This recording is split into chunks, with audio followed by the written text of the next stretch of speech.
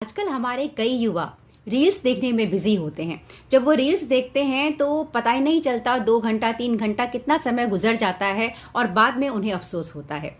जब हम यहाँ राम राम की बातें करते हैं, राम राज्य की बातें करते हैं, तो यह जानना आवश्यक है कि राम जी अपने युवावस्था में समय का उपयोग कैसे करते थे।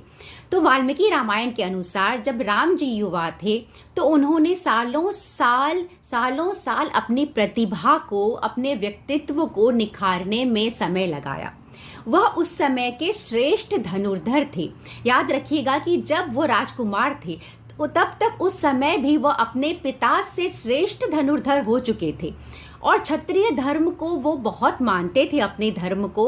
और उनका यह विश्वास भी था कि यदि वह क्षत्रिय धर्म का पालन, अपने धर्म का पालन ठीक ढंग से करें तो उसी से वह परमार्थ को पालेंगे, उसी से वह मोक्ष को पालेंगे।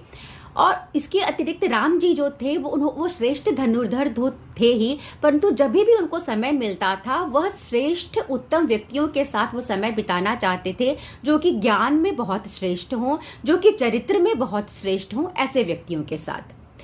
और राम जी तो अपना कर्म कर ही रहे थे क्षत्रिय धर्म का। इसके अतिरिक्त वो वेदों के भी ज्ञाता थे और शास्त्रों के, वेदों के ज्ञाता थे। अर्थात कि वह अपना कर्म तो कर ही रहे थे, परंतु वेदों को पढ़कर उन्होंने क्या किया, अध्यात्म के साथ जुड़ाव किया और अपने कर्म में धर्म के साथ अपना कर्म करते गए, अपने कर्म में धर्म को शामिल किया।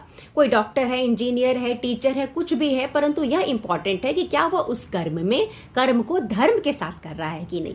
राम जी को जब भी समय मिलता तो ऐसा नहीं है कि वह सिर्फ अपनी प्रतिभा को ही निखारते रहते, बल्कि मनोरंजन में भी वह चित्रकला करते थे। वो एक पेंटर थे, बहुत ही अच्छे पेंटर थे, ऐसा वाल्मीकि रामायण में लिखा गया है। और संगीत में भी उनकी विशेष रुचि थी।